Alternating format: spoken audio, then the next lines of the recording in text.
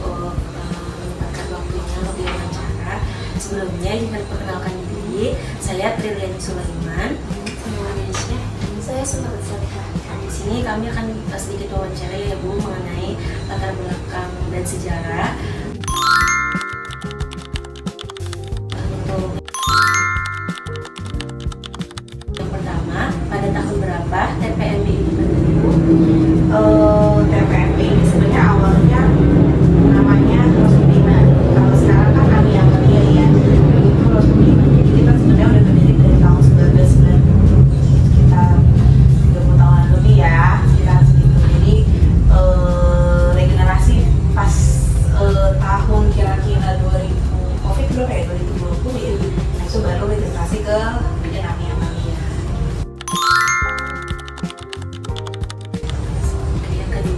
Apakah pada tahun ini berbeda dengan tahun sekarang, Bu? Beda banget ya, karena dulu pas masih awal-awal itu ibaratnya secara pelayanan ruang lingkupnya lebih sempit. Maksudnya bukan sempit ya, masih terbatas karena kan dulu upgrade soal ilmu ataupun pelayanan kan masih sedikit ya. Jadi jelas agak berbeda ya dibanding sama sekarang. Apa yang melatar belakangi Ibu mendirikan TPMB ini, Bu? Melatar belakangi sebenarnya meneruskan dulu ya, meneruskan kan, jadi dari orang dari Bu Ros gitu ya, kemudian meneruskan pelayanan beliau karena kebetulan bidan Ros itu lumayan dikenal kan, jadi banyak pasiennya, kliennya dan lain sebagainya. Terus bagaimana sih Bu proses awal pembangunan TPMB ini? Apakah ada kendala atau enggak gitu? Proses awalnya tentu ada kendala ya, misalkan dulu kan dikenalnya sama bidan Ros ya kan, orang-orang tahunya bidan Ros gitu kan, kemudian dialihkan jadi banyak bidan yang baru gitu. Oke, selanjutnya apa visi dan misi dari TPMB itu sendiri, Bu? TPMB visi ya, visi kita tuh ingin menjadi provider yang bisa mendampingi klien kita secara alami, secara holistik gitu ya. Misinya berarti kita lebih ke memberikan pelayanan yang optimal gitu ya, mendampingi secara keseluruhan gitu ya, dan menjadikan klien kita itu sebagai saudara. Baik, untuk yang kedua ada studi kelayakan atau fasilitas dan sarana prasarana. Yang ingin saya tanyakan, fasilitas apa saja yang tersedia di TPMB ini? Oke, untuk fasilitasnya ada lahan parkir gitu ya, ada lahan parkir, kemudian kita masuk ke dalam ada ruang tunggu. Jadi dua, kita ruang tunggunya, ruang tunggu yang di depan sama ruang tunggu yang di sini dulu. Di depan tuh resepsionis, jadi biasanya kita awal pendaftaran, payment atau pembayaran setelah layanan itu di depan tuh di resepsionis. Kemudian ada ruangan-ruangan, ada ruangan pemeriksaan, terus studio foto, kamar-kamar nifas, perawatan nifas, toilet, ruang bersalin, terus ruang kelas sama ruang medis.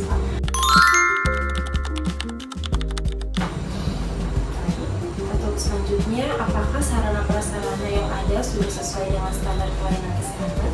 Iya, tentu sudah sesuai ya, karena biasanya kita tuh ada pemantauan kayak istilahnya tuh apa ya, jadi dari Dinkes, terus KPLDH, jadi kalau ada namanya perpanjangan surat izin praktek ya kayak gitu-gitu ya, jadi biasanya tuh kita didatengin langsung apakah sesuai sama SOP.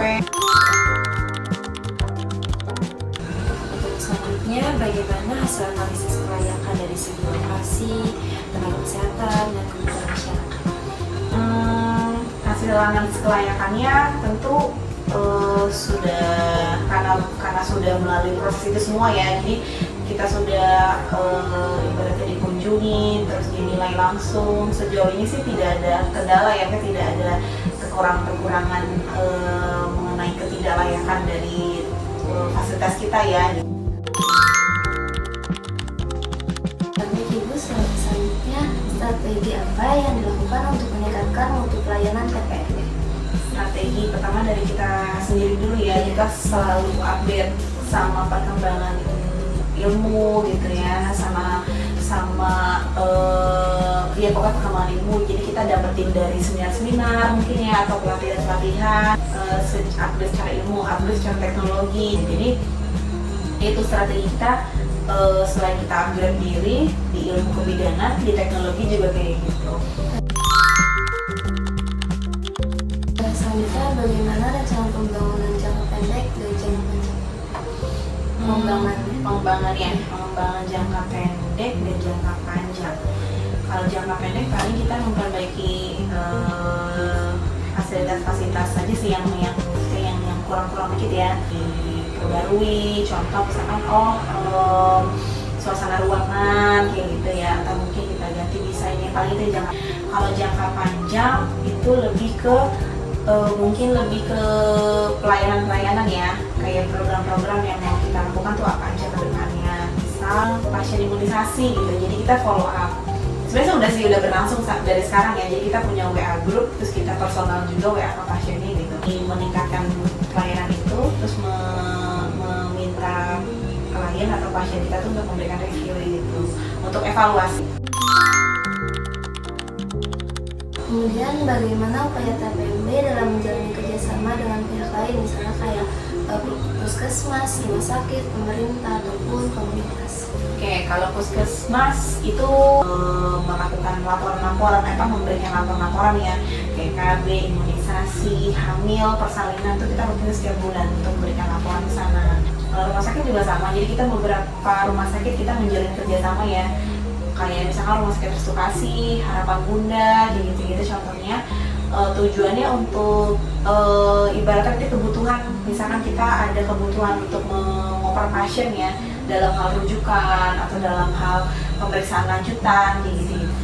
Terima kasih ya Bu atas wawancara dan jawaban-jawabannya, Masya Allah banget. Terima kasih juga waktunya. Ya, mungkin segitu aja dari kami pertanyaan-pertanyaannya. Terima kasih. Assalamualaikum warahmatullahi wabarakatuh. Bu, untuk terakhir dong pesan-kesan untuk kita mahasiswa kebidanan bergairah jalan ke depannya gimana? Oke, kesannya dulu ya. Kesannya alhamdulillah sekarang kelihatannya tuh banyak hal-hal yang positif ya, maksudnya kegiatan-kegiatan mungkin dari program pendidikannya ya, banyak yang kayak misalnya contoh lah wawancara gini, dulu mungkin nggak ada ya pembelajaran yang seperti ini gitu ya. Jadi kesannya sih sangat baik. Terus pesan selanjutnya kan tadi buat amal jariah, kemudian bisa menjalankan secara amanah, jujur, terus jangan cepat berpuas diri, maksudnya apa sih namanya, jumawa ya, jadi kayak oh aku udah merasa pinter, hebat gitu ya. Boleh untuk percaya diri, tapi jangan pernah merasa puas untuk belajar.